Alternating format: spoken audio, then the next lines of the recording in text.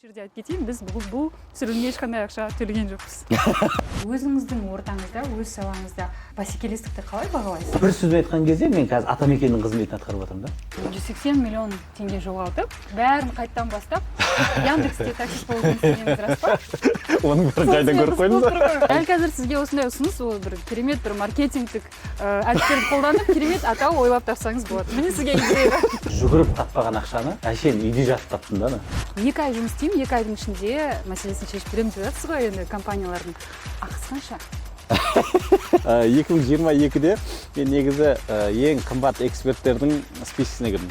Конкурентті ұру керек деген тактиканы үйретесіз. Адами тұрғыдан қаншалықты дұрыс деп ойлайсыз? Любой экономикасы жоғары елді алатын болсаң, оның ішінде кәсіпкерлер оны көтеріп отқан.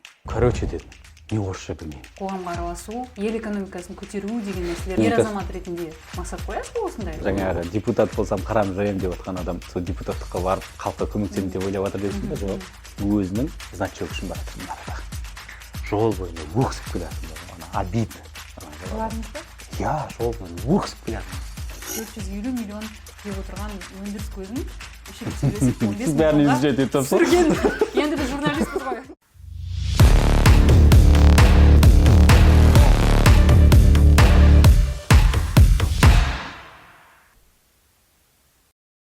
Армысыздар, Қамшы ТВ арнасының көрермендері, менің есімім Салтанат Пердешқызы, және бүгін бізде қонақта кәсіпкер, инвестор, бизнес-механик ретінде танымал, бизнес-консультант Бахтияр Өсербекұлы.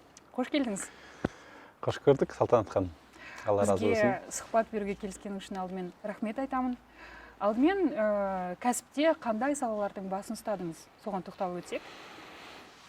Егер өзіміздің кәсіпке келетін болсақ, негізі, енді Алланың қалауымен бір жерін бермесе, екінші жерін береді ғой.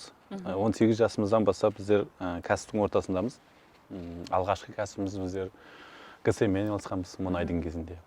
Сол кезде бір 18 жасымызда күшімізбен, ауқыммен алып алдық та, біраз бизнесті. Бірақ бір 20 жасымызда бір құлап, содан кейін орнымызға келеміз дегенше 2007-ге дейін біраз өмір сүріп, содан кейін бір автокөлік саласына кірген жайымыз. Слесарь болдыңыз. Содан кейін барып слесарь болып, содан әрі қарай уже 2015-тен былай қарай автокөліктерге газ құюмен айналысамыз. Қазіргі таңда мен былайынша алғанда бір 6-7 кәсіпте инвестормын. Өзіміздің кәсібіміз осы 2022-де желтоқсанда сатып жібердік кәсіп ретінде. Негізгі басты мен өзімнің басты жұмысым. Азынан кешке немен айналысасыз дейтін болсаңыз, осы кәсіптің ішінде өзіңіз айтқан сияқты механик бизнес деп кәсіпкерлерді шашып, жөндеп, диагностикасын қойып, ары қарай жолға қоямыз. Қандай бизнесіңізді сатып жібердіңіз? Осы автокөлік біздер автокөлікке газ қою саласының жүйелі түрде где-то 460 автосервисімізді осы 2022 декабрьде сатып жібердік. 180 миллион теңге жоғалтып, бәрін қайттан бастап, Яндексте таксист болуды істегеніңіз рас па? Осы журналистердің алдына келу қиын өзі. Жоқ жерде бәрін тауып болады. Иә, кәсіпте негізі өзі айтады ғой, ер жігітті сыналатын өзі бір Алла тағала бір 3 нәрсемен сынайды. Біреусі власть, екіншісі ақша, үшіншісі қыз дейді ғой енді. Былайынша алған кезде енді сол властың артынан жүгіреміз деп жүріп, ақшадан айырылған жайымыз бар, иә. Властың артынан жүгірдіңіз? Иә, енді билік болғанда, енді кәсіптің өзінің бір уровендері бар ғой. Кәсіптің ортасында жаңағыдай біздер кей кезде құдайымызды ұмытып кетеміз ғой енді. Құдайымызды ұмытқан кезде соның орнын өзімізге аламыз дейміз да, содан басталады ғой әңгіменің барлығы. Сол біздер заводпен, енді бізде Қазақстанда 6,5 миллион автокөлік бар. Грузовой бар, легковой бар, барлығымен. Сол 6,5 миллион автокөліктің иесіне заводтан тікелей запчасть әкелеміз деп біз сол платформа создавать еткенбіз. Ол платформаға сол кезде 8 ай уақытымызбен 180 миллион ақшамыз кетті ең соңында. 8 айда жоқ болды, тапқан таянғанымыздың бәрі. Оның қатарымен еще 21-де біздің өзіміздің газ саласы негізі жаңағыдай не болды ғой? Газ, бензин бірде көтеріп кетті, кеше 2022-дегі болған жағдай сол газден басталды ғой негізі. 2007 мен 2014 аралығында өзім замена маслодан бастап автомат коробканың механигіне дейін бардым. Сосын 2014-те осылай әр өсімге бір себепші болады ғой. Өзіңіз сияқты бір қарындасымыз СТО-ға келіп машинасын ремонттатып жатыр. Бірақ ауыз сөзбен өлтіріп тастаған жайы бар сол 2014-те. Не деп? Аға, сіз осылай өмір бойы май болып жүре бересіз ба деп. Енді СТО-да біздер не футболка, шортик, нардан майсың, машина ремонттап жүретін едік қой. Сонымен содан бастап біздер енді бұдан былай қарай кілт ұстамаймын деп уәде бергенмін сол кезде өз-өзіме. Содан біздер кәсіптің оқуына кірістік, кәсіптің ары қарай жүйесінің түріне кірістік. Сөйтіп жүрген кезде енді өзің кілт ұстамайтын қандай нәрсе деген кезде біздер сол автокөлікке газ қою саласы басталды. Енді ол кезде біздер жабайы бизнеспен айналысатынбыз. Жабайы дегенде тек жаңағы духың бар, барасында продажын ұра бересің. Бірақ артың дұрыстамайсың, фундаментің дұрыс емес. Сөйтіп жүрген кезде біз 2016-да өз күшімізге сенбей 18 автосервисті 5 қаладан ашып тастаған жайымыз бар. Сол 5 қаладан ашқан кезде бізде 2016-ны минус 60 миллионмен жаптық қой. Өйткені неге? Минус 60 миллион. Иә, минус 60 миллионмен. Өйткені неге біздер орада өз күшімізге сенбейміз да, алда қарай шаба береміз ғой. Содан енді адам болғасын ой тоқтамайды ғой. Сол кезде екі сұрақ келеді, Бақтияр. Давай, слесарьлік таста, автосервисті. Может, ол сенің салаң емес, басқа салаға ауыс деп. Екінші ой айтады, хорошо, бұны тасарсың. Екінші салаға барасың. Екінші салада дәл осындай бір кәсіптің өзіндік проблема шығады. Қандай кәсіп екінші сала? Басқа салаға ауыссаң да. Сонда қалай болады деген не болды да? Ол сала таңдаған жоқ бұл кезде. Просто енді СТО менікі емес шығар деген сұрақ болады ғой енді. Жаңа уже компания күннан келе бастады. Иә, жүргізе алмай жатқасын сен түсінбейсің уже.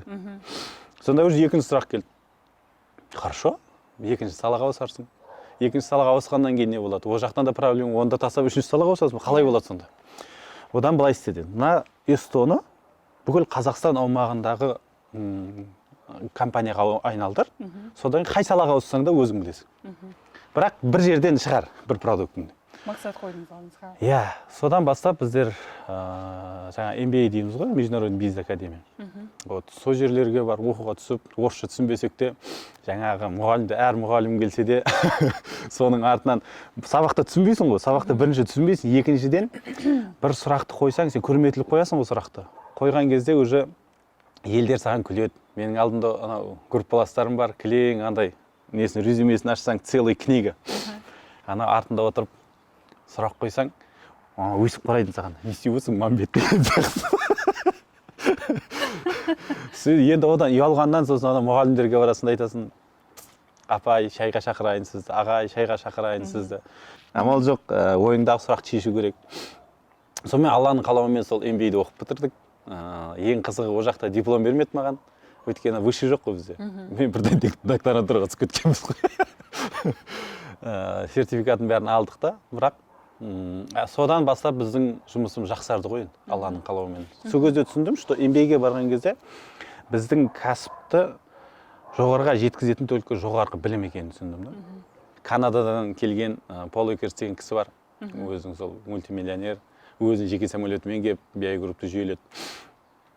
Сол кісілерге барып, артынан қалмай тіл түсінбесең де переводчик жалдап.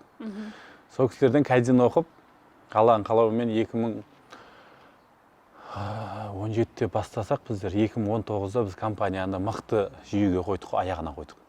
Жаңағы обычный СТО-ны халықаралық ауқымда жүйелеп үлгердік бір орында. Түсінікті болу үшін, енді сіз ұзағынан тарқатып айтып жатсыз, осы жерден нақтылап кетейік. Жалпы бизнеске келуіңізге жаңағы үнемі осылай аға май болып жүре бересіз ба деген бір сөз мотивация болды, иә? Сол жерден басталды. Сол өлтіріп жіберді ғой енді. Нүктесі сол жерден болды. Иә, сонда мен де бір мұғалім келіп сұрақ қойып отырмын, аға маған көмектесіңіз, істеп беріңіз. Ол айтады, маған айтады, Бақтияр дейді, вот представьте, сен соңғы рет еще мен 117 килограмм болатын. 117 килограмм болатын. Соны қараш дейді, сен түріңе, сен соңғы рет қашан айнаға қарадың дейді маған айтады. Мен айтамын, күнде қараймын. О, 50-дегі кісі да, сен түрің менен кәрі көрінеді дейді. Сен орысша білмейсің, кітап оқымайсың. Кім айтты оны? Мен мұғалім айтып жатады. Соны айтады, еще не дейді. Кітап оқымайсың, орысша білмейсің, өз денсаулығыңды өзің қарай алмайсың. Қандай бизнес құрайын деп тұрсың? Мақсатың не соңғы мақсатың? Мен айтамын, аға, білмеймін, мен слесарь болып қалғым келмейді. Бірінші, екінші, үлкен бизнесмендердің ортасына отырып шай ішкім келеді деймін да. Болды дейді, но бірақ енді оның бағасы бар дейді да. Қандай бағасы бар? Үй көрмейсің, бір күні күнің самолетте өтеді, бір күні күнің гостиницада өтеді, бір күні күнің жолда өтеді. Екіншіден денсаулықтан айырыласың, ұйқы жоқ, уайым, қайғы. Сен ойлама дейді да енді. Бұл бизнес. Бизнесте сен бүкіл нәрсеңді ауыстыруың керек. Өмір тәртібін бәрін ауыстыру. Енді ана сөз қатты өтті, организация, организм екеуі бір сөз дейді да. Сен өз организмді управлять ете алмасаң, ешқандай организация саған көмектеспейді дейді. Содан бастап біздің нағыз медеу емес басталды ғой бизнестегі. Керемет. Енді сіздің бұл өмір тарихыңызға бизнестегі оралармыз. Қазіргі таңда сіздегі басты бағыт бизнесте бұл консалтингтік қызмет, иә? Осы туралы айтып өтейікші, қандай бизнес модель қолданасыз, қалай көмектесесіз компанияларға? Қай жағынан көмектесесіз? Жаңа кеше бір досым сұрақ қойып еді. Неге осы консультанттар өздерінің бизнесі жоқ? Бірақ онда емес қой енді. Бұл 2019-да біз өз кәсібімізді жүйелеп болған кезде бір сұрақ келді. Неужели бұл идеальный модель? Если действительно ол идеальный болса, басқа кәсіптің ішінде бұны тексеріп көр деген бір. 2019 жылғы өзіңіз қолданған бизнес модель. Қай салада? Осы автосервисте. Енді обычный S100-дан үлкен ауқымдық неге әкелдік қой мысалға. Сол кезде басқа салаға қолданып көрдім. Сол кезде мен бір өзім 3 саланы алдым. Продуктовый магазин аштым өз атымнан. Автомойкалар аштық. Одан кейін мен аптечный бизнеске как партнер болып кірдім сол кезде. Сол кезде соның бәрін сол кәсіпті 3 жерде жүйелеп көрген кезде түсіндік, что бұл барлық жерде жұмыс істейді екен. Сіз яғни өзіңіздің тәжірибеңізге қарап, бұл бизнес модельдің жұмыс істейтін модель екеніне көзіңіз жетті. Ол қандай модель? Қысқаша айтып түсіндіріп бере аласыз ба? Немесе ол ақылы ма? Жоқ, ақылы емес, ешқандай не жоқ. Мен бір жаңа ғана өзімді өзім мақтау үшін бір сөз формировать ете алмаймын. Модель қызық болып тұр. Модель былай айтады, американдықтар бұлар бирюзовый модель деп айтады. Кейбіреулері лин технология деп айтады. Біреулері нано корпорация дейді, нано дейді. Нано деген не? 0 человек, 0 актив, бірақ обороты транснациональный компанияда, ярный обороттар. Біздер өзіміздің компаниямызда, мысалға, финансист болды, закупщик болды, мен болдым 3 адам, 120 партнер, 460 автосервис басқардық. Қанша адам? 3 адам. 3 адам. Содан басталды да менің барлығы. Бізде қазір басқа кәсіпкерлерге кіргенде де осы әңгіме басталады. Яғни минимум ресурсты қолданып, үлкен бизнес, үлкен табысқа қол жеткізу, иә, бизнесте? Аз адаммен көп табысқа қол жеткізу. Бұл жерде әр кәсіпке кірген кезде мен 4 этаптан өтемін ғой. 4 этаптан өткен кезде любой компанияны алдыға жетелейтіндей команда, артқа сүйрейтіндей команда. Келсем. Ең бірінші сол біз команда дайындап аламыз. Негізі мынандай ғой, көп кәсіпке кірсең, бір адам сөзге жетік та. Сөзге бар, іске жоқ. Іске жоқ. Ал бірақ сөйлемейтін адам негізі компанияны жүйелеп әкелетін солар да. Бізде де болған. Біздер ойлайтынбыз бұрын мастерлер біздің ақшамызды әкеледі деп. Оказывается, оның астына слесарьлер ақша әкеледі екен да бізге. Ол бірінші этап болады. Одан кейінгі этап біздер кайдзен жүйесі дейміз. Бұны мен жаңағы елдер Қазақстаннан неден оқып отса, мен Америкадан оқыдым, Пол Экерстен оқыдым. Канададан барып оқыдық, тіл түсінбесек те. Қандай тілде оқыдыңыз? Орысша, бірақ неме переводчикпен көрдік. Үшінші, бұл компанияны цифровизация, автоматизация дейміз. И одан бөлек финанс. Мысалға, көп компаниялар бұл жерде енді күрделі сұрақтар осы жерде қалады да. Өйткені неге көп кәсіптің иесі өзінің, мысалға, поставщикке кәдімгі құдай сияқты қарайды. Зат әкелетін адамына. Клиентке құдай сияқты қарайды, ақша әкелетін адамына. Бірақ ол осы ақшаны генерировать ететін командасына адам ретінде қарамайды да. Яғни даже бір актер пример, қандай зарплата беріп жатсың десең 150 мың дейді. Оны қаяқтан алдың десең, средний қаланың заработной платасы дейді. Мен айтамын, бірақ бір семьяны асырау ғой қазір. Біздің нарықта 300 мың, 400 мың теңге ақша керек. Минимум. Это ол жоқ дегенде. Памперс мен продукциясына ғана, ол даже платный мектептерді қоспай ақ қойыңыз. Қазіргі таңда 300-400 мың өзі жетпеуі мүмкін, өйткені желтоқсанда ғана бағалардың көтерілуі рекордтық деңгейге жеткен Қазақстанда. Енді университетте біздер кәсіпкерлердің иесі не істейді? Өзінің командасындағы адамына дұрыс жүйе қоя алмай, дұрыс зарплата бере алмайды да, бірақ командасындағы адамдарды жамандайды да. Мен оларды үйретумен шаршадым дейді. Мен айтып, үйретіп отқан жоқсың, сен просто олар құлық ұстап қарап жатсың да болды. Үшінші этап осы. Біз адамға адам ретінде қараймыз да. То есть, мысалға, любой компанияны алсақ, екі клиенттің ортасында, ол поставщик, мынау клиент. Енді үшінші клиент ол ортасында командасы да. Компанияның өзі. Иә. Осы үшеуі құрылғаннан кейін ол компания міндетті түрде масштабқа шығады. Төртінші этап ол упаковка к масштабированию дейді. Командамен жұмыс, одан кейін масштабтау. Иә. Осы 4 этаптан өтеміз. 4 этаптан өтіп. Қанша уақыт алады осындай 4 этаптан өткізу? Енді бұл жерде қызық енді. Любой компанияның келбеті 98% ол егесіне байланысты. Иә. Мысалы біз өзіміздің компанияда бұны 2 жыл ендірсек 17 мен 19 аралығында.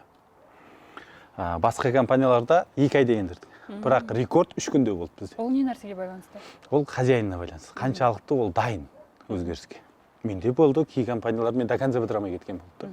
Өйткені олардың көбісінде көп компанияның тағы да иесі бар. Оларда проблема бар, компанияның ішінде проблема бар. Ойлайды ол проблеманы келеді, біреу шешіп жоқ. Егер де сенің ішіңде шешем деген ниет болса ғана шешіледі ол. Бірінші адамға байланысты дейсіз. Бірінші адам. 98% ол бірінші адам. Яғни 2 айдан басталады, иә, жаңағы 4 этаптан өткізіп. 2 айдан бастасам 2 айдың ішінде бітіріп кетемін. Бақтияр Өсербекұлы, жаңа 4 кезеңнен тұратын бизнес модельді атап өттіңіз, иә? Бұл сіздің авторлық әдісіңіз деп атап өтуге бола ма? В принципе, солай деп болады. Өйткені неге? Мысалға, енді жаңа 3-ші этапы дейміз ғой, 3-ші этапын ол өзім құрап шығарғам. Неге? Өйткені бізде бірден андай жағдай болды. Жаңа финанс дейміз ғой. Мен қанша финансистерге бардым. Олар маған өзімнің ойымдағы сұрақты жауап бере алмады. Сол кезде түсіндім, что финансист ол на самом деле оператор екен. Оператор. Иә, то есть готовый цифрды саған шығарып береді. Осы былай қарайсың да не істейсің. Ал бірақ енді одан жаңағы бұл енді диагнозын қойғаннан кейін оның лечениесі жоқ та ол жерде. Мысалға мен бұны былай айтсақ та болады да, негізі МРТ для бизнеса деп. Или там бірінші кезеңі, иә? Жоқ, вообще осы 4 нені? 4 кезеңді. Иә, былайша біреу үшін былай айтсақ болады да, былайша енді қалай келтірсек болады. Басында диагностика. Иә, мен мысалы любой компания бірінші кірген кезде диагностика жасап аламын. Сол диагностикаға байланысты біздер жай лечениемен айналыспаймыз, ол проблеманың түбірін алып тастауымыз керек та. Неден пайда болды ол проблема? Соның түбірін ғана алып тастаумен айналысамыз да. Яғни бұл жерде білмеймін, даже бір қалай айтсақ та болады. Енді компания былай модельді қалай неге қоямыз дегенге мен атта қоя алмадым да негізі. Дәл қазір сізге осындай ұсыныс, ол бір керемет бір маркетингтік әдістерді қолданып, керемет атау ойлап тапсаңыз болады. Міне сізге идея. Бұны былай айтсақ болады. Бақтияр стайл дейсіз ба? Өйткені мына жерде микс бар да. Мысалға, там 5 минутка дейміз, одан бөлек кайдзен дейміз, одан бөлек автоматизация CRM дейміз да. Енді одан бөлек масштаб дейміз, оның ортасында финансы бар да. Бұның барлығы бірақ алынған кезде әр компания индивидуалды қойылатын. Әрине. Ол жерде жаңағыдай бір нәрсені алып бәріне қоя алмайсың да. Әрқайсысына әртүрлі кіресің. Соған байланысты ол бір былайша айтсаң авторский деуге болады. Бір қалыпқа келмейді дейсіз ғой. Бір сөзбен айтуға, бір әдіс деп айтуға келмейді. Иә. Түсінікті. Жалпы ең жиі кездесетін проблемалар қандай осы бизнесте? Бизнестегі бірінші проблема анау ғой. Сіз өзіңіздің тәжірибеңізге сүйеніп, яғни сіз қараған, сіз жұмыс істеген компанияларда ең жиі кездесетін проблемалар? 99% мына проблема точно бар. Компанияның иесінде обороты бар, саудасы үлкен, бірақ қалтасында ақша жоқ. Ол бірінші проблема. Екінші проблема, әр компания, көп компания обороты өскен сайын қаржы өсіп кетіп жатыр. Поставщиктің алдында бірдеңеде. Одан кейінгі проблема, үшінші проблема, ол штат өте үлкен да, команда үлкен. Бірақ тиімділік жоқ. Команда қалай басқаратын білмейді. Осы үш анық проблема осы. Енді қазір 4-ші шықты 2020-дан былай қарай. 2020-ға дейін басқаша маркетинг дейміз ғой, жаңағы клиентке қалай өзінің продуктысын, өзімде тұрмын ғой, өзінің продуктысын жеткізу. Өзінің өнімін сата білу, иә? Иә, өзінің сата білу. Өйткені былай ғой, мысалы 2020 бұрын былай айтатынбыз, 90 жылдарды бизнес деп айтатынбыз. Одан кейін 2000 жылдардағы бизнес деп аталып кетті. Енді қазір 2020-ға дейін бизнес басқа болды да, 2020-дан кейін басқа болды да. Корона дағдарыстан кейін басқаша болды? Басқаша болды. Күрделі өзгеріп кетті. Бизнестің ауқымы өзгеріп кетті. 2020-дан кейін сіздің брендіңіз, атыңыз болса, сіздің кәсібіңіз өмір сүріп жатыр. 2020-дан кейін? 2020-ға дейін сіз магазин ашып қойдыңыз, кафені ашып қойдыңыз ба, отыра бересіз күтіп. Адам өзі келеді. Белсенділік жоқ дейсіз ғой қазіргіде? Иә. Ал қазір? Қазір уже міндетті түрде сіздің компанияңыз шулай беру керек та. Міндетті түрде. Яғни бұл пиар және маркетинг. Иә. Міндетті түрде. Өйткені сосын қазір еще әр компанияның артында кім тұр деген сұрақ өте көп келеді. Мына компания жүріп жатса, оның компанияның өзін бере алмайсың. Өйткені оның артындағы авторитет беруіміз керек. Мысалы кеше Көлсайды келтіремін ғой, мысалы. Көлсай. Осы 2020-ға дейін Көлсайды практически ешкім білген жоқ. Білген жоқ деймізші. 2020-дан кейін қазір Көлсай десе сырымдау дейді бәр. Или мысалы Алибеков. Кәдімгі қазақтың қарапайым фабрикасын өзіміздің. Нағандай там iPhone бренд істеп берді. Неге? Өткен Алибеков бар орада. Яғни бірінші тұлғаны компаниядағы атын брендке айналды. Дейсіз ғой. Түсінікті, 2 ай жұмыс істеймін, 2 айдың ішінде мәселесін шешіп беремін деп жатсыз ғой, енді компаниялардың ақысы қанша? Ең маңызды сұрақ. 2022-де мен негізі ең қымбат эксперттердің спискісіне кірдім. Даже олардың списін ол даже бұл жерде мынандай нәрсе. Мысалы, Алматының ішіндегі менің кейсім бір компанияға кіріп $30,000. $30,000. Иә. Ал енді басқа қалаларға барсақ $50,000. Неге? Өйткені бір Алматы мен басқа қаланы салыстырамайсың, орда уақытың бар ғой, жататын уақыт. Одан бөлек жеке кеңес бересіз ба, жеке консультация жасайсыз ба? Қанша тұрады? Ол енді $300. $300. Камераны маған қаратып салыңыз деп. Ағаның бір кездесуі $300 тұрады екен, бірақ осы жерде айтып кетейін, біз бұл түсірілімге ешқандай ақша төлеген жоқпыз. Бізге тегін келіскенің үшін көп рахмет. Осы сұхбаттың барысының өзінде көп нәрсе біліп алуға болады. Бұны неге өтіп істеп қойдық? Біздер қазір қазақтар бәрібір мәдениетіміз өте төмен болып отыр ғой біз. Қай жағынан? Адамдардың несін бағалай білмейді. Мысалға, әрбір қазақ коттедж салуға ақшасын аямайды. Но бірақ қасындағы досын бағалауға ақшасын аяйды. Былайынша алатын. Құндылықтар ауысып кеткен. Құндылық ауысып кетті да. Біз мүлікті жоғары қойып жібердік та, адамды төмен қылып жібердік. Енді кеше айтып жатқаным сол, бір-бірімізді көтермесек, біз еш нәрсені көтермейміз. Жалпы сіз жұмыс істеген компаниялардың осыдан алдыңғы бір сұхбатыңызды қарап естіп қалдым, 97% нәтижеге жетеді екен, иә? Солардың арасында біз білетін компаниялар бар ма, танымал? Алматыда Макс Блоп. Қалай? Макс Блоп деген бар Алматыда, білесіздер. Вот соған кіріп шықтым. Тағы кім бар? Қазір Қыран Агро деген компанияны істеп жатырмын. Шымкентте сәт. Бұлай үлкен компания деп алатын болсақ? Үлкен дегенде танымал брендтер.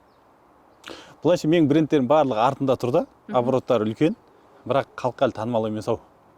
Ең бастысы оборот үлкен дейсіз ғой. 2 ай жұмыс істеймін деп айттыңыз ғой жаңа компаниялармен, бірақ бір кейсті атап өткім келеді, өзіңіз айтқан, басқа мінберде, бұл сұхбатта емес, 9 күн ішінде минустан 7 миллионға бір компанияны алып шығыпсыз, иә? Осы кейсті қысқаша шоу жасап айтып өтесіз ба? Бізде бір 2 компания болды ғой ондай негізі. Бір компания Өскеменде, енді 400 миллиондап ақшаны салып тастаған бизнеске. Бірақ бір 2 жылдай, 3 жылдай ол минуста болған компания ақша таппаған вообще. Кәдімгідей уже ана компания не істейміз, сатамыз ба, неге әкелеміз деп тіреліп тұрған. Кіріп 3 күннің ішінде біз жүйелеген кезде 3 күннің ішінде біз міне өстіп алдық та 2 миллион теңге, 1 миллион 955 мың теңге ақшаны владельцің қалтасына, сіздің ақшаңыз, компанияның. 1 миллион 955 мың қанша күннің ішінде? 3 күннің ішінде. 3 күннің ішінде. Дереу плюсқа кірді. Иә, ол минустағы компания. Тағы бір компания Қызылордада болды ол. Минус 76 миллионмен кірдік ол жерге. 3 күн орада енді действительно жұмыс істедік біз енді. Орада кәдімгідей азанда 9-да кіргеннен кешкі сағат 8-10-да шығып оттық. 3 күннің ішінде біздер оны жүйелеп, бір аптаның ішінде уже владельцің қалтасына 6,5 миллион шығырсыз. Енді осы орайда тағы бір мынандай сұрақ туындайды. Сіз өзіңізде компанияңызда банкроттық жариялап, басыңыздан өткерген адамсыз, үлкен соманы жоғалтып, иә? Көп компаниялар банкроттық жарияламай тұрып, бизнесті қайта қалпына келтіруді тырысып көру керек, иә? Қайта қалпына келтіру, аяқтан тұрып кету үшін. Қандай кеңес бересіз? Осындай бір халде тұрған компаниялар. Теория хаоса деген бар да? Теория хаоса да былай айтады. В каждом хаосе есть свой порядок дейді. Чтобы понять этого порядок, надо вернуться туда, откуда вы начали деген бар. Яғни, сіздің компанияңыз хаос болып тұрса, тоқтаңыз да, просто 3 күнге демалыңыз болды. Соткын бәрін отключать етіп, 3 күн, 5 күнге демалыңыз да, қайттан компанияның сыртынан қарап көріңіз да. ана ішінде тұрған көрмей тұрған нәрсені көріп қаласыз. И сол кезде уже түсінесіз қай жерде вообще ошибка қай жерде кетті. Керемет. Психологиялық терапия дейсіз ғой. Өйткені біздер анау волотның ішіне кірген сайын қайттан қаза береміз ғой волотны. Тоқтау керек та оны. Тоқтау керек. Сосын артқа оралып көру керек. Сіз жұмыс істейтін компанияларға келсек, қайтадан стартаптарды алмайсыз, иә? Отбасылық кәсіпті де алмайсыз, иә? Неліктен? Яғни олармен жұмыс істемейсіз. Иә, өзі бір фильтр болады. Партнер бар кісілерді алмаймыз. Отбасы болса, отбасымен бірге жүрсе алмаймыз. Инвесторлар болса, практически алмаймыз. Себеп қандай? Себеп екі адамның көзқарасы екі түрлі ғой. Жолдан бәрі тоқталады ол компания.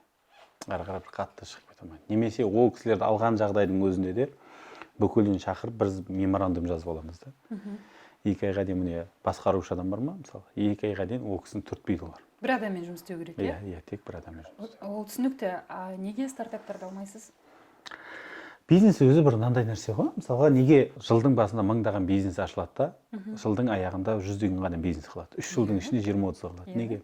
Өйткені бизнес бір қалай айтсақ болады? Бір 5 жасар, мысалға, любой бала 13 жасқа дейін әр нәрсені көреді да. Ананы істейді, мынаны істейді, кружоктарға барады, біреу сабағына барады, математика, шахмат, футбол бірдеңесін ойнайды. 13 жасында біреуіне тоқталады. Ол оның уже сол бағыты да. Енді баланы сол бағытқа қарай сен тәрбиелейсің уже. Бизнесте де сондай, мысалы, алғашқы 3 жыл, 5 жыл ол өзін сынайды.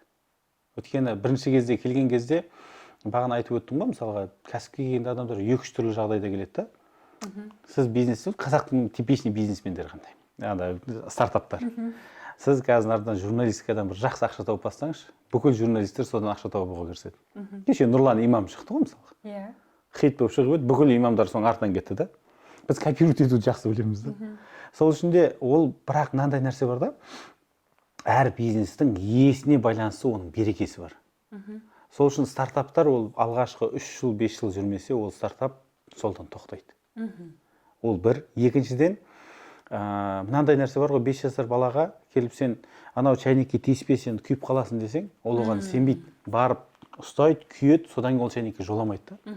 Бизнесте де келесінде айтасың да, сен мынау ертең, мысалы менде болды кеше балаларға айтамын. Көрмей жатып, білмей жатып айтасың. Айтсаң, ол сөздің құны жоқ қой. Мысалы мен айтамын, ертең мына жерде, мынандай проблема болады. Сол проблема мына жолмен шешіледі десең, ол оған көзбен көрген жоқ, қолмен ұстаған жоқ, и баспен барып ұрған жоқ анаға. Не істейді, ол сенбейді да оған. Яғни бастапқыда өз жолдарын өздері қалыптастырып, өз жолдарын тауып, өз қателіктерін жасау керек дейсіз ғой. Бір-екі рет сүріну керек қой. Мысалға, олимпиаданың чемпионы ол, мысалы, боксер. Бірнеше рет ол жерге құлап барып боксер болды. Құламайынша ол өтірік әңгіме да, мысалға тұрады да, бірден бәрі боксер болып кету деген өтірік әңгіме. Түсінікті, иә, ойыңызбен келсем, ол қай салада да сондай ғой. Енді жас кәсіпкерлер болады ғой, жас жігіттер, жас балдар кәсіпке келген, бізде енді қазақы менталитетке салып, ағалармен ақылдасу деген бар, аға буынмен. Олардың $30,000 жоқ, ол түсінікті, $300 да болмауы мүмкін. Алдыңызға кеңес сұрап келсе, аға, бір мәселе бар еді, талқылайық деп. Олармен кездесесіз ба? Кеңес айтасыз ба? Иә. Сол үшін мынандай қылдым ғой, мысалға, біздерде өзіміздің шай деген арасында бір мен шай ұйымдастырып тұрамын. Өзімнің аудиториямда айтамын. Осы аптада, мысалға, бүгін кешке как раз менде прямой эфир. Прямой эфирде мен не істеймін? Бір кісіні аламын да, сонда соның бизнесін талқылаймын. Бірақ қалған қарап отырған мыңдаған адам сонда өзіне тиесілі несін алып отырады, үлесін алып отырады. Ондай да бар, мысалы, кей кезде мысалға бизнес-клубтар болады. Мысалға, ана Мирас деген бір ініміз бар, ол завтракке, ұжынға бірдеңе шақырады. Аға келіп біздің кәсіпкерлерге өз үлесіңізді қосып, мысалға, айтып берсеңіз. Ол кезде барасында, сонда сұрақтарын жауап береді. Көпшіліктің алдында бизнес талдау жасайсыз, иә? Иә. Өйткені қараңызда, мысалға, енді біз жауыз емеспіз ғой. Не үшін мен мысалға үлкен баға қойдым осы арада? Біріншіден, ол фильтр. $300 деген ол үлкен баға ма? Жоқ, жаңағы компаниялардың, стартаптардың өзін алатын болсақ. Менде болды мынандай жағдай. 2019 пен 2021-дің ортасында практически мен танитын жақсы достарымның барлығына көмектестім. Ішіне кіріп тұр жұмыс істедім. Тегін? Бірақ оның құны жоқ. Рахметі де жоқ даже. ол бір ауыз рахмет жоқ. Мысалға кейіннен қойдым да мен тұрдым, жарайды 1 миллион бола берсін, енді жаңағы фильтр жасадым да 1 миллион болсын. Шыны керек 1 миллионмен істеген адамдардың да дәл сол ақшасы жоқ адаммен 1 миллион адамның екеуінің ортасында айырмашылық жоқ. Менің даже бір досым бар, ертең ұрсып жүреді, 150 мың теңге әлі берілген жоқ та мысалы. Хотя оның компаниясы мен кіргенде қалтасында 200 мың, 300 мың ақша табылмай тұрған, 1 миллионға жетер-жетпес ақшасы таппай жүрген бала, біз 7 миллионға дейін ақшасын кіргізіп берді қалтасына. 150 мың теңгеге келістіңіздер. Жоқ, 1 миллионға келістік. Енді артында 150 мың теңгесі ол әлі жоқ та онда. Мен түсіндім да, оған да реніште жоқ. Просто ол оның уровені да, құны. Ол енді адамдық фактор болуы мүмкін, психология, иә? Бірақ нәтиже бар. Мен сізге айтайын ба, мысалға, менде негізі бір кей кезде благотворительность деген бір нелер болады. Мысалға бір кісі болды. Иә, қайырымдылық бір точканы мен аламын негізі. Мысалға бір кісі болды. Айттым, тәте, сіз как раз благотворительностьқа кіріп тұрсыз. Мен сіздің компанияңызды жүйелеп беремін. Бардым да жүйелеп бердім. Ол кісі қазір өте знаменитый болып кетті даже. Кім? Катя тәте. Иә, мысалы сол кісіні көтерген мен. Орда даже елдің алдында көрінбеген кісі тұғын. Мысалға. То есть ол кісі өзінің кәсібін ары қарай жүйелеп жалғастырып кетті да. Бұл жерде айтайын деп жатқаным, біріншіден баға ол фильтр. Екіншіден ол адам келіп тұрған кезде сен бәрі оған көмектесесің. Мысалға жаңағы Катя тәтені әкелген кезде тағы оның алдында бір кісіні істеп кеткен. Ол звондады, айтты, Бақтияр, балам, мысалы үлкен кісілер көмектескен. Балам, біз сенің жұмысыңа ризамыз, бірақ мына кісіні сен көмектесуің керексің қалай болғанда. Қалтасында ақшасы жоқ. Білмеймін не істейтініңді деді. Болды, мен көмектесіп бердім. 2 ай кәдімгідей полноценный кімнен 50 мың доллар аламын. Ол кісіге де кәдімгідей дәл сондай қызмет етіп бердім. Сол үшін де ол әр нәрсенің өзінің бағасы бар. Мысалы бағанада айттым ғой, бизнестің бағасы, мысалға міне мынау Қазақстан гостиницасында мен айлап тұрамын да. Гостиницада тұрасың. Бизнестің бағасы сен шетелде тұрасың, самолетте жүресің, жолда келе жатасың. Мысалы мен 2022-де 5 қалада өмір сүрдім. Есептеңіз, Шымкент, Қызылорда, Астана, Алматы, мысалға Өскемен, 5 қалада өмір сүрдім да. Енді былай қарап отырсаң, да, бір жағынан ойлайсың, мынау не өмір деп. Бір жағынан қарасаң, маған ұнайды бұл өмір. Мен қазір үйге Қызылордаға 3 күнге барайыншы. 4-ші күн менде депрессия басталды. Үнемі қозғалыста жүру, үйреніп қаласың. Бизнес 3 нәрседен басталады дедіңіз, соны тарқатып айтып кетсек. Бизнесті жүргізуде 3 ниет бар. Адамның жалпы бизнес ниеттен басталады. Иә, ниеттен. Любой бизнес ол идея дейміз ғой, қазір айтып жатады, аффирмация дейді, идея дейді, миссия дейді, цель дейді, ол ниет қой, біздің Алла тағала берген ішімізге, түкпірімізге берген бір ниет та. Әркімнің ниетіне қарай Алла тағала берекесін береді. Ниеттің біріншісі ол проблема. Бір адам бір кезеңге проблемаға ұрынады. Мысалға болады, жағдайлар болады. Өмірлік қиындық. Өмірлік қиындық. Біреу ауырады. Одан кейін түсінеді, что вот мен кеше бір балдардың жұмысын бітірдім. Мысалға айтады, бүйрек ауыстырған кезде біздер 20 миллион ақша керек болды дейді. Біз түсіндік, что ол 20 миллион өткен ағайындарымызға звондап көріп ақша шықпады дейді. Сосын не істедік? Біз бизнеске кіріп кеттік. 20 миллион тауып алдық 3 айдың ішінде дейді. Екіншісі, ол тағы бір проблеманы тағы бір түр, мысалға бір қыз балдар ажырасқаннан кейін жалғыз алып қояды, ол артында бала қалады. Біз еркектер негізі ол еш нәрсеге ответственность ала алмаймыз ғой көп жағдайда. Мысалға, әйел кісілер не істейді, артында қалған 4-5 баланы көтерем дейді де, шыңға шығады. Ол орада еш нәрсені ойламайды. Жаңа ойлайды еркектер жаңа ажырастырма, бітті, ол әйелдің просто жоқ. Ол әйел ана 2 баланы жетілдірем деп, осы жерде бүкіл өмірін салады. Ол уже проблема. Бірінші бизнес құрылады, проблема басталған кезде. Екінші бизнес ол біреумен жарысу. Жаңағы болмасаң да ұқсап бақ деген бар. Вот мысалға досыңды көріп қаласың, ана бірдеңені көріп қаласың да осы жерде соревнование басталады. Жаңағы мен Алматыда өзім көрген жоқпын, өтірік әңгіме болып кетті. Жұрттың баласымен салыстыру. Иә, біз негізі жаңағы кішкентай кезімізде жұрттың баласымен өттік қой, мен көршімен, құрдасым Алмаспен, жаңағы көршім Дәурен екеуі өлтірген мен осы. Біз жарысумен айналысамыз. Жаңа бір Алматыда бір қыз бар деп еді, танымайды екен, бірақ астында Майбақ дейді. Бірақ ана Майбақ кредит алып алған ғой, көрсету керек, жарысу керек. Бірақ квартирада сол Майбақта өмір сүреді екен, атын ашса өзінің киімдерін. Екінші бизнестің түрі осы. Бірақ мына екінші бизнесте көп қателік осы жерде жасалады. Бағана сіз өзіңіз бір сұрақты қойып қалдыңыз ғой, мысалға 180 миллион ақша жоғалттыңыз деп. Мен осы екінші бизнесте жоғалттым. Екінші түрлі бизнес. Екінші ниетпен бардыңыз. Екінші ниет орада менде жаңағы объем рынка Қазақстан, бірақ Қазақстанның нарығы 2,5 миллиард доллар да. Мен сол значокты алу үшін бардым да, орындым да, анау ой, Бақтияр 2,5 миллиард деп жүгірдің да анаған. Айналып келді, айтты, Алла тағала айтты, күшті екенсің ғой, мен құлата салайыншы деді. Идеальный компания құлап кетті да. Өйткені мына екінші жерде көп адам құлайтын осы жерде. Өйткені мына жерде бақытсыз адам осы жерде екінші әйел алу бірдеңе деген осы жерде басталады. Ажырасу осы жерде басталады. Достарынан құрып кету осы жерде басталады. Неге? Потому что burada соревнование, адамды салыстыру басталады. Мысалға сізбен сөйлесіп отырады да, что-то мен надан жоғары сияқтымын, бұнымен енді әңгімелеспеймін деп. Ойлайсыздар ба, партияның ішінде жүгіріп жүрген мен жаңағы депутат болсам қарам жоям деп отқан адам сол депутаттыққа барып халыққа көмектесемін деп ойлап жатыр дейсің бе? Жоқ.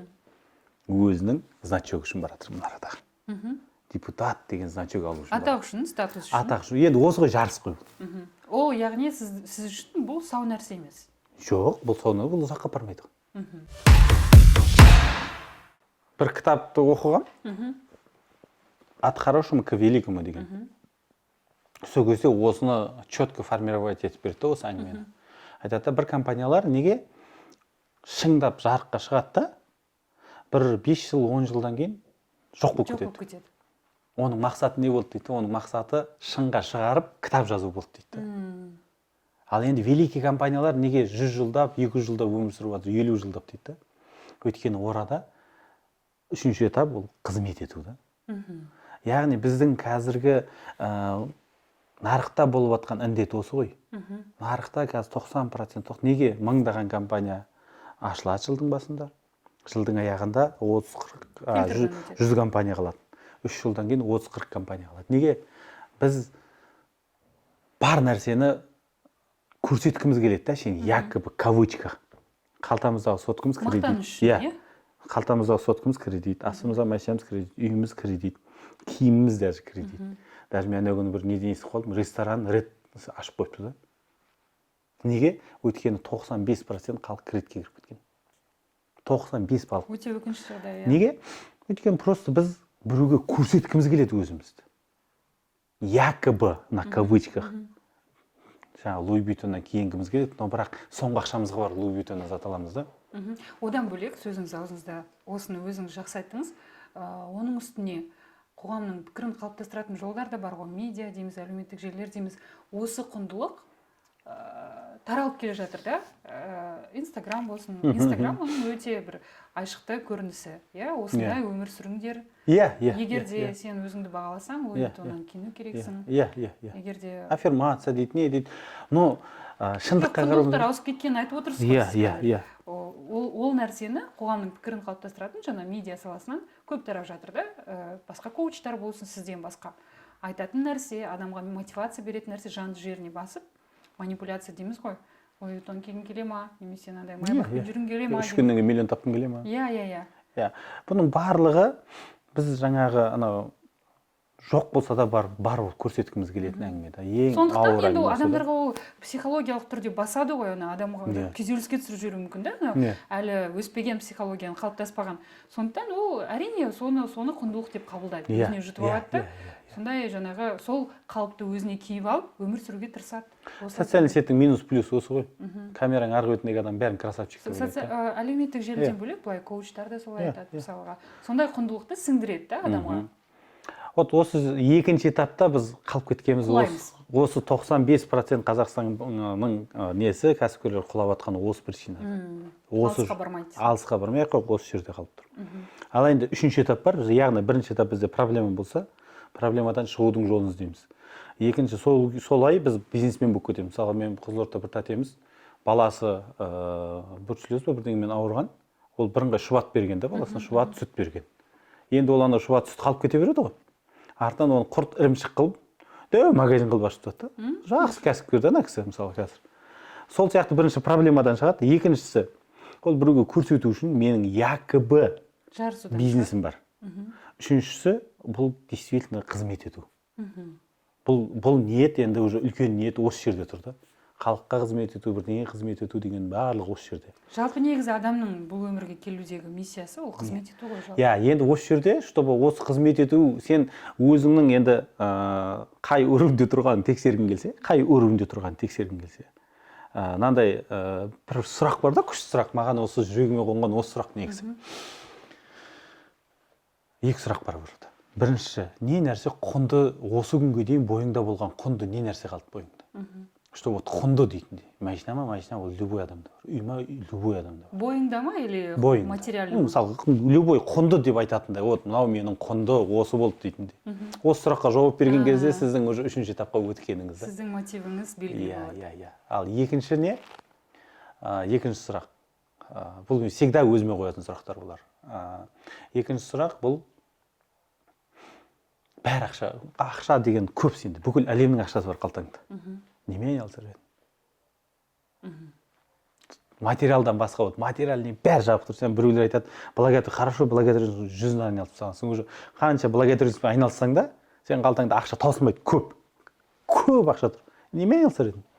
Осы сұраққа жауап бер. Вот осы екі сұраққа жауап берсең, сен уже түсінесің да, что екінші этаптан үшінші этапқа өттің бе, өтпедің бе? Яғни осы екі сұрақты өзіңе қоя отырып, үшінші кезеңде өсуге болады, ойша.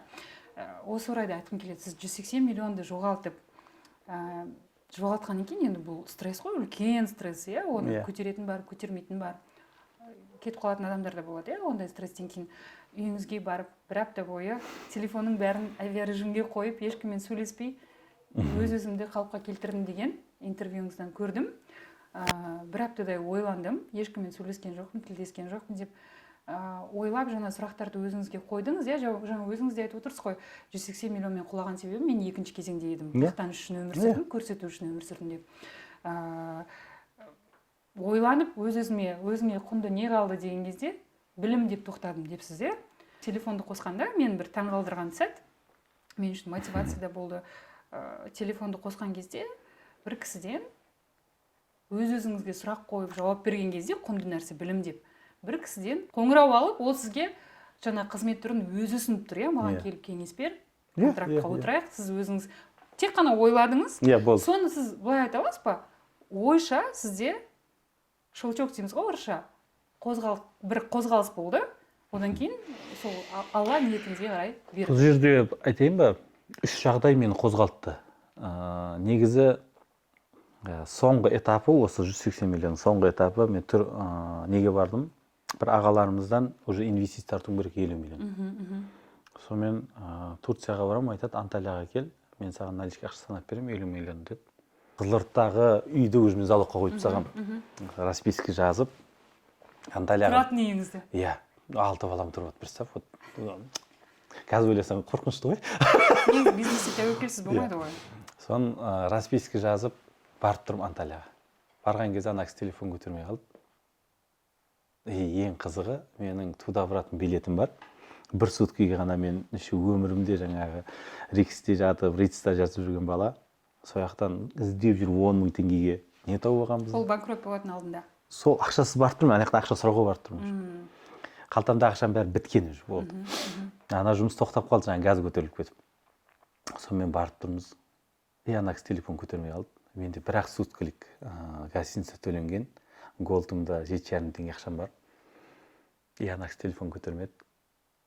Сөйтемде теңіздің жағасында отырмын Анталияда. Ақшасыз. Аэропортқа баратын ақшаңыз жоқ. Қалтамда көктейді ақша жоқ, 7,5 теңге бар. 3 күн уақытым бар менің. 3 күннің ішінде есептесем, маған 105 мың, 107 мың теңге ақша керек. Гостиницам бар, тамағым бар. Такси только аэропортқа 35 мың теңге кетеді. Ана арада мен бірінші маған қозғалтқан осы нәрсе болды. Мен деген рахаттандым ана арада. Гостиницаға келсем, енді Алланың құдіреті ғой. 165 мың теңге ақша Шымкенттік филиалдан түседі ғой. Газ саласынан. Иә. Бұл негізде әңгімеңізді естіген мен негізі. Сонан ұшып келем да, бірден Алматыға келем да. Неге айтам? Короче, офисіміз бар, айтишниктер отыр. Мен айтам, все, болды, банкрот. Объявляем банкрот, все, болды. Мойындадым да, просто өзім жеңілген мойындадым да, грубо говоря. Сонымен айтады, Бақтияр, дұрыс дейді, енді бірақ біздің ақшамыз төлеу керек. Қанша? 1 миллион 730 мың теңге ме сондай? досыма звондаймын, досым, маған 5 миллион теңге ақша керек, 3 айда қайтарамын. Қаяқтан қайтарамын білмеймін, бірақ 3 айда қайтарамын деймін. Сонымен келсе дейді, офисына барсам, досым менде не жоқ екен, 5 миллион жоқ, мына 2 миллион деді.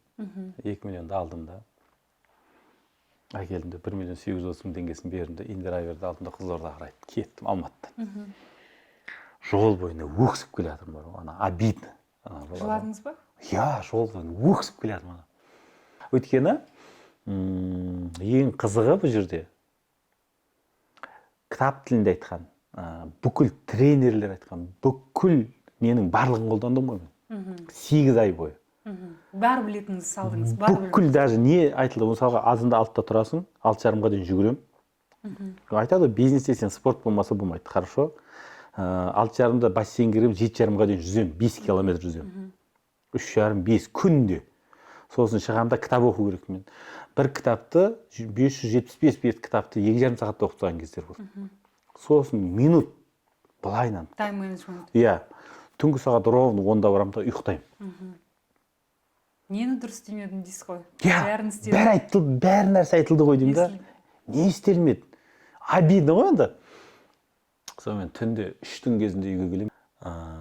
Есікті ашып қаламын да. Жаңа бірінші әзірені менде неде болды ғой енді? Анталияда болды. Екіншісі есікті ашып қойып қалған кезде үйге кіремін ғой, жарқ етіп свет жанады ғой. Балдарым жүгіріп шыққан кезде бар ғой. Андай болды ғой. Мәссаған, наконец, балдар. Как будто андай болады ғой. Бизнесте жүріп, бір бала шағаңнан қашып жүрген сияқтысың ғой. Мына бағытты қалай жіберіп ағам деген нәрсе болды ғой, үйге келген кезде.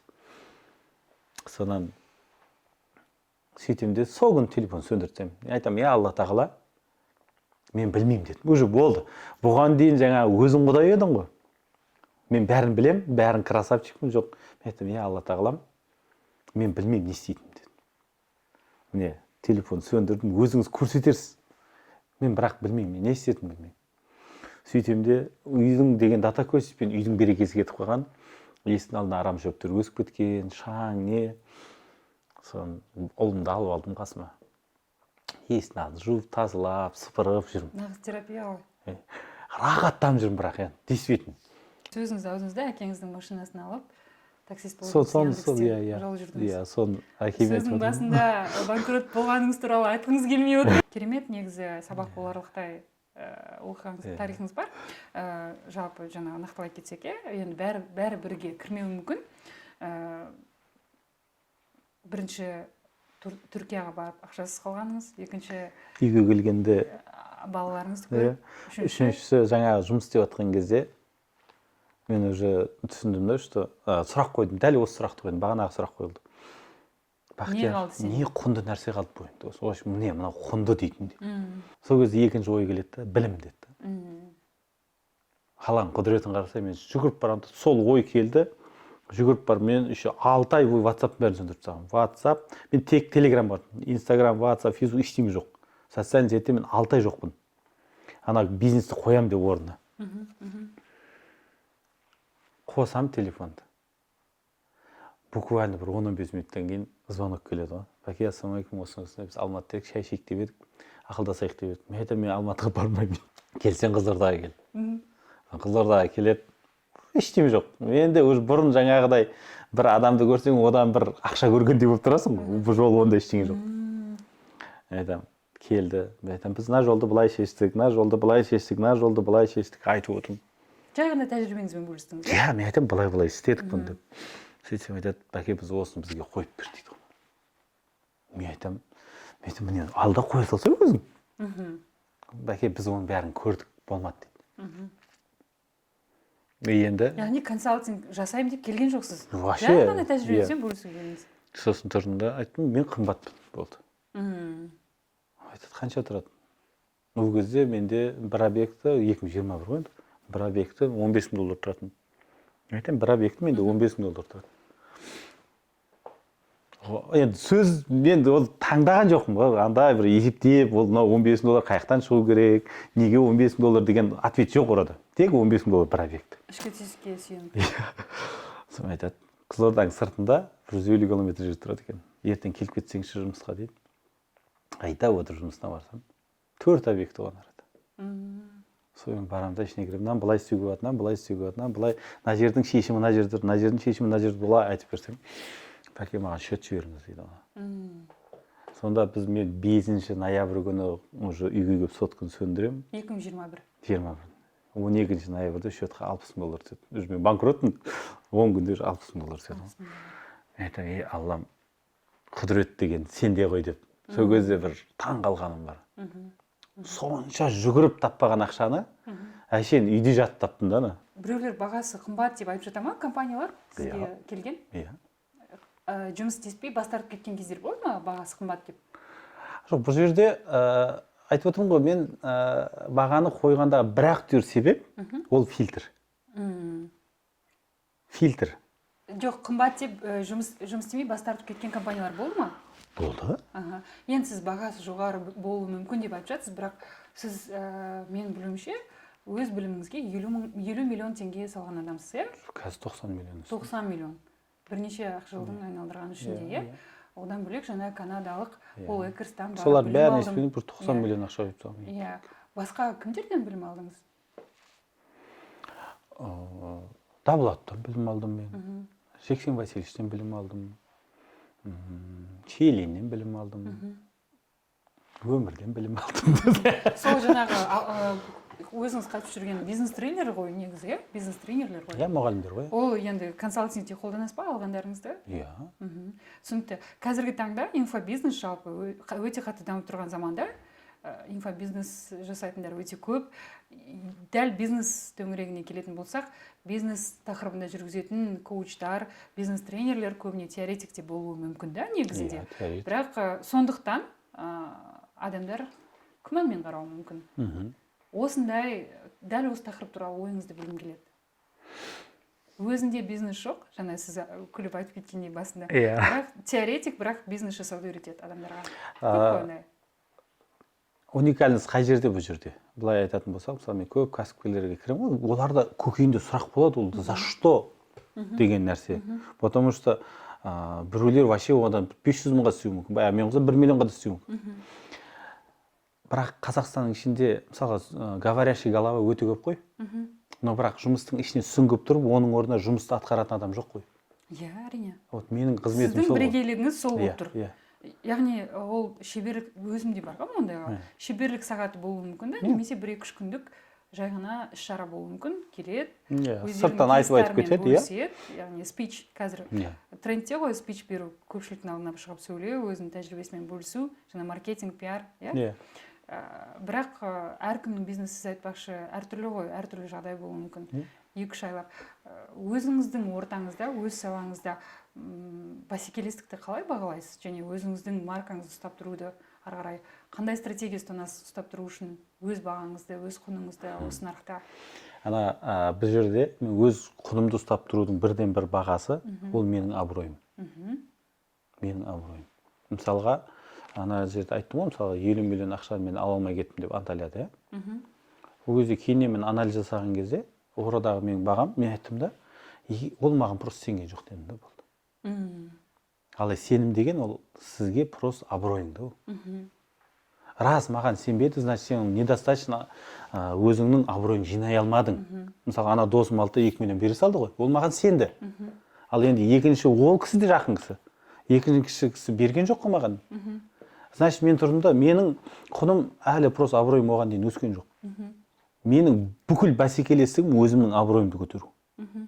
Абыройымды көтеру деген қайсысы? Ол үлкен, действительно жолды жүріп кеткен адамдар менің ісіме қарап баға беру. Менің ісіме қарап баға беру. То есть мысалға бар ғой қазір мысалға. Яғни нәтижеге жеткізу үшін жұмыс істеу. Иә. Нәтижеге жеткізу. Нәтижеге жеткізбей қалған кейстер болды ма? Болды. Болды ма? Болды. Қанша? Осы күнге дейін бір 5-еу ма, 4-еу ма бар. Енді жаңа абыройыңызға нұқсан келтірген жоқ па енді? Келтірді.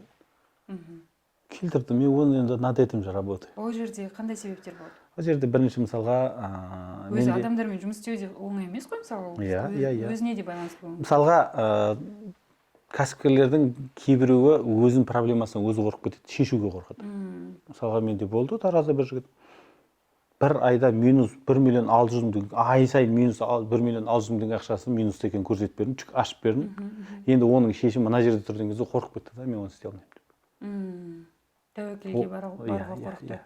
Ал тағы бір кісілер болды, бағанағы сияқты, олар давай деді, олар стартап болып шықты да. Давай болды. Сіз стартаптарда болмайсыз. Енді елдегі бизнес тақырыбына жалпы келетін болсақ, қоғамда алатын болсақ, жалпы біздің елде кәсіпкерлік деңгейін қалай бағалайсыз? Нашар. Бізде не жоқ, басқарушылар жоқ. Біздер осы күнге дейін жабайы бизнестің несін төріне жеттік. Жабайы бизнес деген? Жабайы бизнес ол қолымызда не бар, алып сатумен айналысу, біз бір не жоқ, мысалға. Білімсіз біздер былай мақтанамыз да, кәсіпкерлердің иесі мен білімсіз миллион таптым ба, әрі қарай таба аламын деп ойлайды да. Жоқ, определенный орынға келгенде бәрі білім керек. Бизнестің білімі керек. Европа только біліммен ғана алып кеткен болды. Алып сату бизнеске жата ма, жата ма? Жоқ, алып сату болсын, производство болсын, бірақ менеджмент жоқ қой, басқару қызметі жоқ бізде. Мен неге бағалымын? Просто басқару қызметі жоқ та, мен қасымда конкурент жоқ болды. Яғни білім жетіспейді. Білім жетіспейді болды. Кәсіпкерлер былай ойлайды, налогтан ақшасын бәрін қысады да, бірақ бүкіл жерінен ұрлық жасалып жатыр да. Яғни бұл жерде мынандай бағана білім жоқ дегенге тоқталдым, мысалға ойлайды да, қазір мысалға негізі государство бүкіл жұмыс нені істеп қойған кәсіпкерлер үшін. Жағдай жасап қойған. Жасап қойған. Мысалға налогтың түрін жасап қойған. 5 түрлі, 6 түрлі налог бар. Ақша төлемеудің бүкіл жолы бар. Егер де сіз соған біліміңіз жетіп, сол жағын көтерсеңіз. Бізде не, мысалға товар документсіз келеді ғой. Компаниясы НДС төлеу керек. Енді документсіз келген кезде, мына жерде документсіз келген товар үшін ол өзінің қалтасынан почти үстіндегі пайдасынан да артық төлеп жібереді заң бойынша. Енді ол не істейді? Сол күннен бастап ол бір-ақ нәрсені көріп тұр ғой. НДС көбейіп кетті болды. Сосын не істейді? Қашады ана жолдан. Ал енді ол екінші жол бар ғой, ТИЗ деген бар, специальный режим деген бар, Астана хаб деген бар, СЭС деген бар, Союз экономической зоны. Осыларды қолданса, бәрі қай жерден зат келсе де, сол ақшасын төлей алатындай жолдары бар да. То есть бұл жерде айтайын деп жатқаным, бір сөзбен айтқан кезде мен қазір Атамекеннің қызметін атқарып жатырмын да. Атамекеннің қызметіне Атамекен бүкіл кәсіпкерлердің қолдарынан келмей жатқан жұмысымен көмектесіп, қолдау көрсету. Любой экономикасы жоғары елді алатын болсаң, оның ішінде кәсіпкерлер оны көтеріп отқан. Ал енді бізде қазір қалай мемлекет бір бөлек өмір сүреді. Әне күн айтып өттім. Кәсіпкерлер бір бөлек өмір сүріп жатыр да. Енді қазір мысалға мораторияны алып тастаса, біздегі налогтағы адамдар кәсіпкерлер көмектесейін деп звондамайды. Кәсіпкерлердің басын шабайын деп звондайды. Неге? Тарнағасына. Өйткені неге? Біз как будто бір-бірімізге жол сияқтымыз. Любой пенсия, любой госслужащийларды, любой налогты отырған адамды кәсіпкерлер асырап отыр ғой. Бірақ налогтың ішіндегі отырған адам өз құдығына өз түкіреді да. Звондап айтса болады ғой, ей, сенде мынандай не шығып қалуы мүмкін. Оның жолы бар. Бірінші жол, екінші жол, үшінші жол. Болмаса мына кісі бухгалтер көмектесіп жібереді. Десеңізші, анау компания өседі ғой.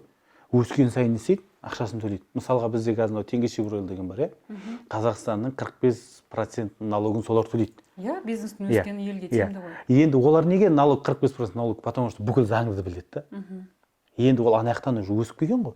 А біздікілер қашып жүр да қазір. Обороттары ярд, налогтық ярдпен есептеген кезде ол деген бүкіл состояниесін беру керек. Ал енді ол жерде басқа жолын қарастырсаң, оның астында бүкіл нәрсе бар да.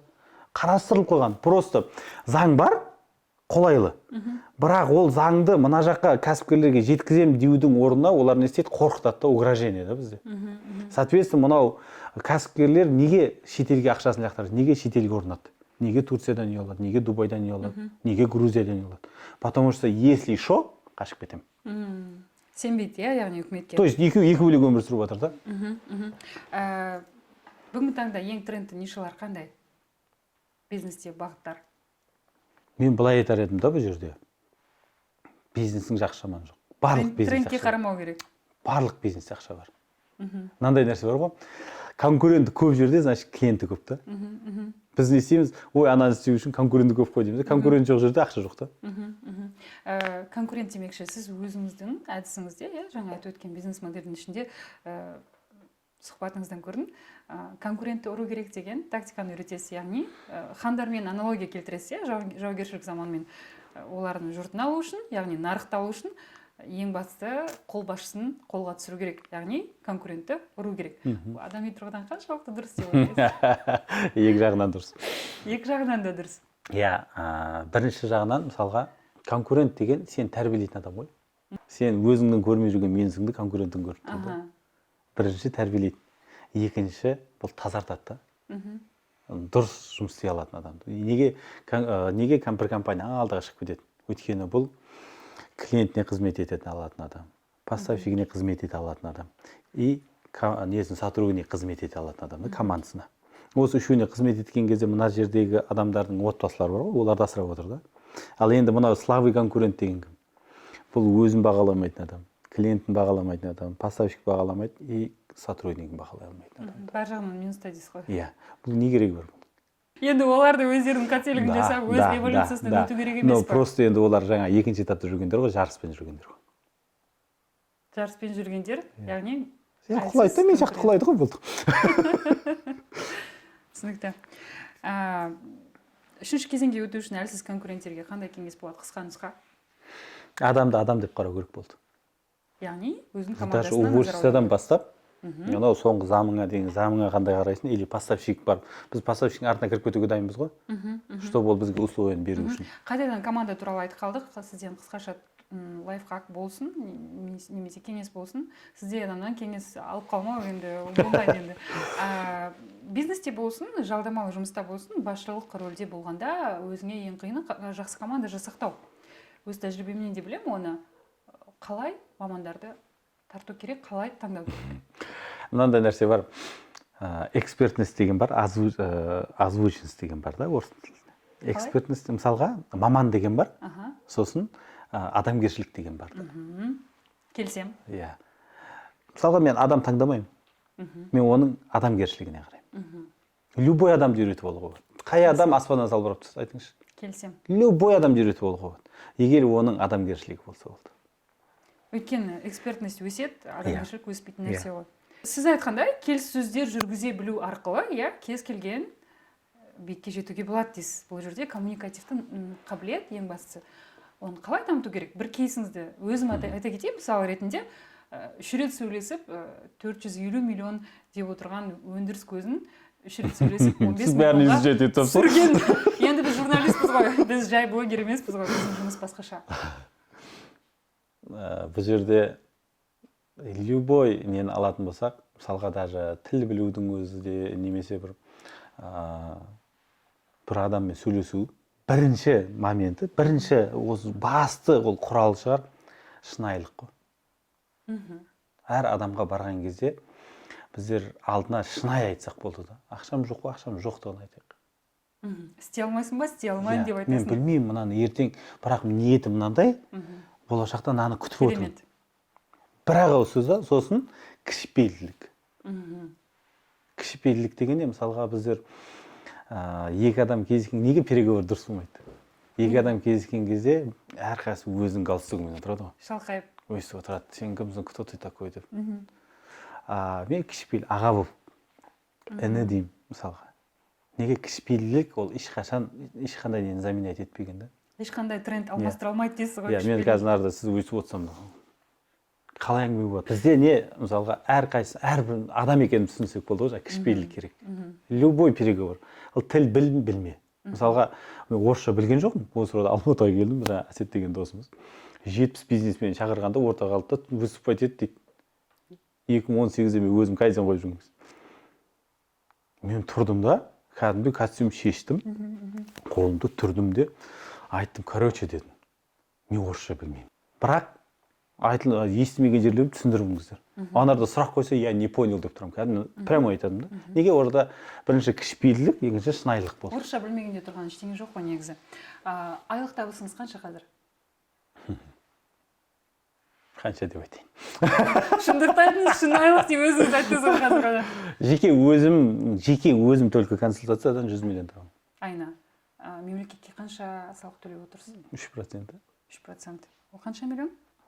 3 миллион шығар. 20 миллион, ол жылдық, яғни бір жыл бұрынғы сұхбатта 20 миллион мемлекетке төлеп отырмын деген. Ол анау біздің товардың кәсібінде. Қандай мақсат бар алдыңызда? 1000 бизнесменді шетелдік нарыққа шығарып беру. 1000 қазақ бизнесмен.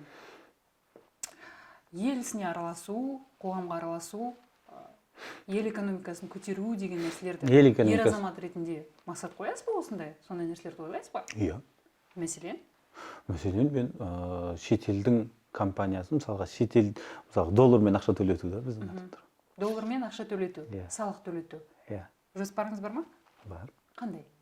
Қысқаша. Соға біздер қазір алтын шығарып жатырмыз. Алтынның ол шетелге кетеді. Шетелден бізге доллармен кіреді. Мысалға бір несі. Тағы нелер бар. Осындай бір 2-3 производстводан сыртқа шығарып жіберу. Одан бөлек бүкіл нәрсесін алатын болсақ, мынандай нәрсе ғой, мысалға бір Каспий деген Қазақстаннан шықты ғой. Иә. Каспийдің арқасында қазір шетелдік компаниялар Қазақстанға инвестиция құюды қолға алды да, сенімділік пайда болды да Қазақстанға. Экосистема болған үшін? Жоқ. Просто Қазақстанның ортасынан ярный компания шыққан үшін. Мысалға, егер де мен ертең Америкада, Нью-Йоркта, сояқтың шетелдік бизнесмендермен осылай отырып әңгімелессем, соған жетем, ала қаласы. Просто оның бір ауыз сөзімен бүкіл Қазақстанға ақша құйғыза аласың. Қазақстан кәсібін көтере аласың. Қайтадан келіссөздер жүргізе білу шеберлігі. Бүгінгі таңда бизнес қаншалықты әлеуметтік салаларға бет бұру керек? 90%, 100%. 90%. Іс жүзінде солай болып жатыр ма? Жай болып жатыр. Өйткені нарық соны требовать етіп тұр. Бұрын бағана айтып кеттім, мысалы 2020-ға дейінгі бизнес қандай еді? Бүгін мен товар әкелдім де, алып салып қойдым да күтіп отырам. Қазір ол бітті. Мысалға қазір Алматыда киім алу үшін саған магазин барудың қажеті жоқ. Инстаграмға саласың, немесе Гуглден, Инстаграмнан тере саласың ғой, маған костюм керек. Сосын таңдап аласың, звондайсың, болды, шешілді сұрдан сұрақ. Сондықтан ол мынандай ғой, мен всегда айтамын да, мысалға өзін мақтаған өгіз ақымақ деймін да, бірақ өз продуктысын мақтай алмаған өзің ақымақсың да. Сата алмаған. Иә, сата алмаған. Түсінікті.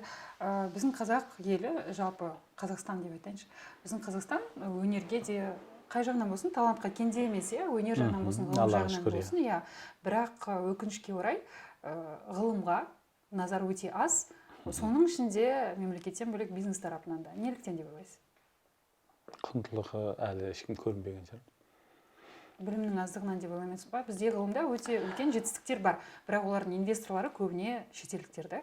Немесе қолдау таппай жүргендер. Өйткені оның мынандай ғой, мысалға біздің культура сондай ғой. Біздің культура қазір қандай? Бұрын әншілердің фанаты едік қой біз. Қазір бизнесмендердің фанаты да. Бизнесмендердің фанаты.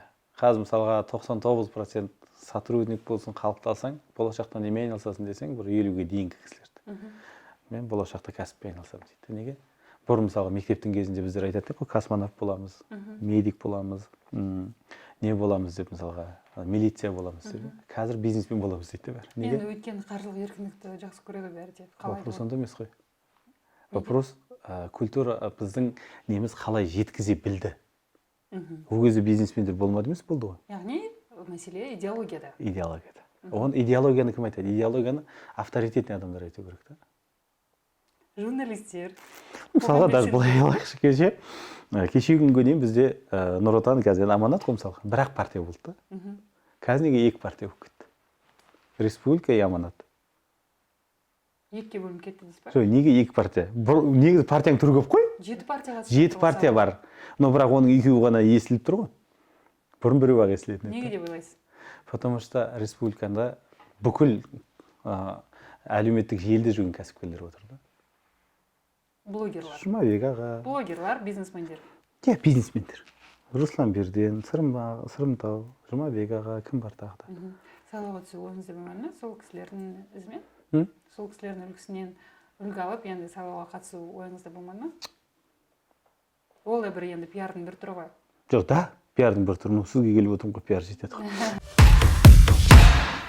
2-3 қалада жұмысыңызда енді бір жағымсыз жағдай болып, қолыңызда істейтін қызметкерлер ұрлық фактісі болып, құзырлы органдарға сіз барғанда, енді жүгінгенде көмегіне ешкім сөзін тыңдамады дедіңіз, қазіргі таңда енді танымалсыз, атыңыз бар деген сияқты осындай проблемалар болып тұра ма? Тезірек шешіле ме? Ол маған үлкен сабақ болды. Кайдзенде мынандай инструмент бар. Поко-йоко деген. Защита от дурака, защита от ошибки. Мен бірінші қателіктен қорғанудың жолын істеймін. Жаңағы ауырып ем іздегенше ауырмайтын жол іздедім. Ол қалыпты жағдай, меніңше ол қашып кете алмайсыз, өйткені 100% барлық нәрсе сізге байланысты емес қой. Дұрыс қой, сол үшін мейлінше мысалға алдын орайсың да. Мысалға міне қазір мен социальный сет медиаға кірген кезде уже мен бүкіл нәрсені тазартып тастадым да. Құзырлы орган келсе мен не істей аламын деген сияқты. Мысалыға да. Жоқ, бұл жағдайда біз айта кетейік, құзырлы орган сізге келген жоқ қой, сіздің жоқ, имеется в виду енді шыны керек, мысалға менде бір практикада болды. Біз бір компанияға кірген кезде 75 миллион ұрлық шығардық біз компанияда. 75 миллион ұрлық шығардық. Минус. Сол кезде түсіндім, что біз 3 жыл соттасып ала алмадық ана ақшаны. Еще біз үстіне тағы да 20 миллион ақша беріп, құтылғанымызға асықтық. Ана сатыр. Сол кезде түсіндім да, что одан қорғану керек болды. Былай алайық. Неге мен нанокорпорация деймін? Неге 120 біздің неміз партнерларымыздың ішінен 2 адам менің қасымда жүрді. И то 2 адамның өзі менде партнер. Неге? Өйткені сотрудник деген күннен бастап менде трудовой договорда Қазақстанның 99% ол ана сотрудникті қорғау үшін істеп қойған. Ол дұрыс емес па? Возможно, где-то как-то. Но факт в том, что просто сен мынандайсың ғой, мысалға кәсіпкерлер ең не адамдар ғой, былайша алғанда ең бейшара адамдар кәсіпкерлер. Өйткені мемлекет қорғамай ма? Жоқ, одан емес. Алады да ақшасын бәрін жан-жаққа бөліп береді, ең соңында ол кінәлі да. Зарплата бермесе ол кінәлі. Жұмыс беруші. Иә. Анау жұмыстан ұрлап жатсыншы, ертең алады да телевидениеге салады да, айқайлап, ешкім өзінің кінәсін мойындағысы келмейді ғой. Сол үшін де мен ол құзырлы любой жағдайда енді бірінші алла, екінші алдын ораудың жолын қарастырамын. Бұл жерде бұл маған ана Өркен мырза қатты көмектесіп осы жолда. Японияда дейді мысалға, бір жылда 168, олар осылай нені айтады. Біздің елге қандай қауіп төнуі мүмкін деген әңгіме қосылады. Сол кезде бір жылда 168 мың ба қателік шығарады екен. Енді сол қателіктің артын болдырмас үшін не істейміз деген әңгіме болады екен. Сонда бір примерін қатты айтып берді. Мысалға Японияда күріш егу Қазақстанға қарағанда 6 есе қымбат екен. Күріш егу. Енді ол Японияның егесіне келеді, бірақ олар еге деген. Оларға келіп сұрайды ғой. Сендер неге күрішті сен минусқа егіп жатсың деген кезде олардың правительстві былай жауап берген екен да. Егер де каким-то чудом шекаралар жабылып қалса, біз өз халқымызды өзіміз 2 жыл бойы асырайтын тамақ керек. Ол бүгін минус. Бірақ ертең ол дәл осы әңгімені естігеннен кейін бізде коронавирус бүкіл шекара жабылды ғой. Бірақ одан алып шықты олар. Сол сияқты мен жыл басталған кезде міндетті түрде жазамын. Бақтияр, саған қандай қауіп төнуі мүмкін? Бірінші қауіпті жазып аламын. Сосын осы қауіптен қалай қорғануға болады. Алдын ала шешімдерді алдын ала қабылдайсыз. Осы жұмыспен істеймін. Ол маған үлкен сабақ олар. Нәтижесін беріп жатыр ма? Аллаға шүкір. Яғни әзірге ондай жағдайлар болған жоқ. Құзырлы органдарға жүгінген жоқсыз одан кейін, Алла жүгіндірмесін. Соңғы сұрақ, сіз жеке бренд деп өзіңіз айтып жатсыз, қайта-қайта жеке бренд дамыту керек. Корона дағдарысынан кейін бизнесті жүргізу әдісі өзгерді, яғни жеке бренд дамыту керек деп жатсыз. Қалай дамыту керек? Бірінші, орта ауыстыру керек. Орта ауыстыру керек. Егер ортаңыз ауыспаса, сіз 1000 жерден жеке бренд дамыту. Мынандай нәрсе бар да, мысалы, орта дегенге неге тоқталамын? Ортаңызға қарап сізді бағалайды да. Сіздің ортаңыз мысалға жеке брендпен сен алғаштардың қасында жеке бренд боласыз. Но бірақ қандай ең төменгі слойдағы халыққа арақтың қалай күшті екенін көрсетті. Мысалға, егер де ортаңызда бірыңғай имамдар болса, сіз онда уже жаңағы Құранды тәпсірлеп беруіңіз керек та. Сонымен жеке бренд кетеді. Егер де сіздің бағыт бағдарыңыз бизнесмен болып, бір басқа жол болатын болса, онда соның ортасында жеке бренд дамыту. Бірінші орта қалыптастыру керек. Өйткені анау сарафани радио дейміз ғой. Ол бірінен бірі естілген әңгімелер да, мысалға. Міне бүгін сізбен таныстым ба, сіз біреуіне айтасыз. Ол біреуіне айтады. Немесе сіз айтасыз. Иә, мысалға да осылай кетеді да. Яғни жеке бренд ол екі жағдайда. Бірінші сарафан, екіншісі халықтың алдында. Сосын жеке бренд екі жағдайда жақсы дамиды ғой. Бірінші сіз құнды нәрсе бергенде, екіншісі прикольды дейді ғой, жаңағы құнсыз нәрсе берген кезде. Қызықты нәрсе бергенде, иә? Мен қызықты деп айта алмас едім. Құнсыз? Құнсыз. Клоун болып та адамдар жеке бренд болып жатыр. Сіздің рилстарыңызбен енді Инстаграмда оқырман жинадыңыз ғой енді. Иә. Түсінікті. Қанша ақша саласыз Инстаграмға? Инстаграмға қанша ақша саласыз? Ой, ең қызығы ақша салған кезде маған Инстаграм ештеңе келмеді ғой. Ештеңе әкелмеді. Салмайсыз қазір. Салмаймын, тек рилсқа саламын, болды. Видеоды мысалы бір видеоны түсіртіп аласың 150 мың 100 мың теңгеге, сонымен жұмыс істей бересің. 10 рилс түсіріп аласың, жалғастыра бересің. Жақсы, онда менің сұхбатым осымен мәресіне жетті, сұрақтарым тамамдады. Сізге осылай көп рахмет, осылай барынша ашылып, кеңінен тарқатып айтып берген үшін. Мен үміттенемін көпшілік үшін, біздің аудитория үшін өте пайдалы, берері мол сұхбат болды деп.